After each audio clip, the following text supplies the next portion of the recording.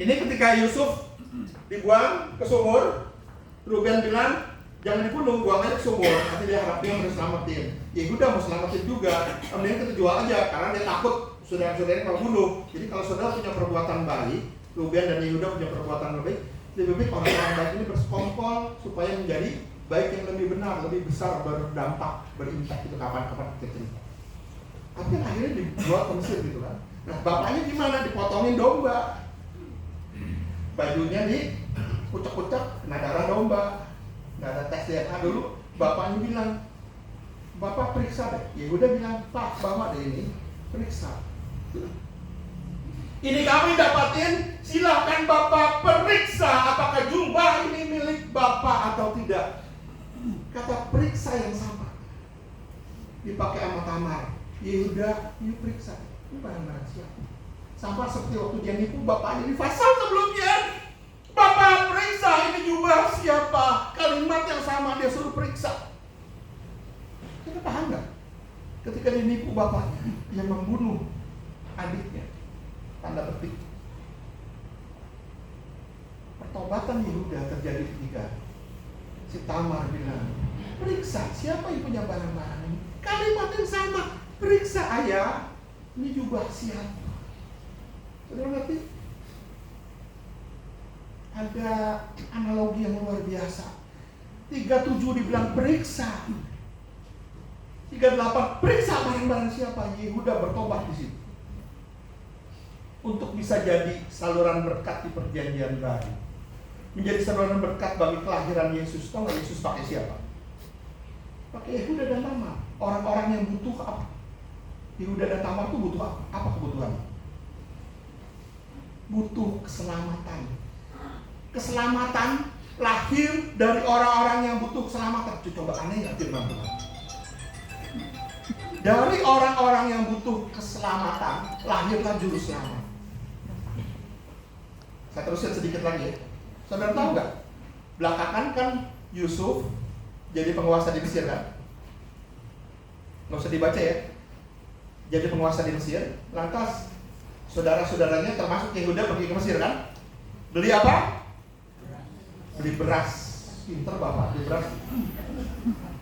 Ya. Sama kopi kenangan. Enak itu beras.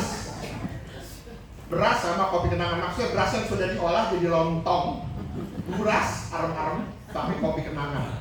Wangi saudara ya. Amin. Pergi ke sana. Siapa yang disandera? Benyamin disandera. Gak boleh pulang. Yang ngomong siapa? Sama Yusuf. Iya, udah ngomong. Tuhan jangan, yang gak sama kayak Alkitab nih saudara ya. Jangan Yehuda, jangan Benyamin, biar aku saja. Karena kalau Benyamin ditahan, nanti bapakku bisa mati. Saudara bisa bayangin gak perubahan Yehuda? Yang bilang membunuh Yusuf, bikin darah pakai itu, yang menganggap mantunya pembawa sial, tapi sampai di satu titik, biar aku aja yang ditahan, aku yang ganti adik. Saudara saya nggak lihat nggak perubahannya Yehuda, nyalahin mertua, nyalahin mantu dan lain-lain, sifatnya kayak begitu. Ada perubahan, periksa. Jangan-jangan hal ini ditanya, periksa deh dosa-dosa. Periksa hidupmu, periksa kelakuanmu hari ini, apa dosamu, apa pelanggaranmu, apa perbuatanmu yang tidak baik, yang saudara harus tinggalkan menjelang kelahiran Yesus ini. Itu ini.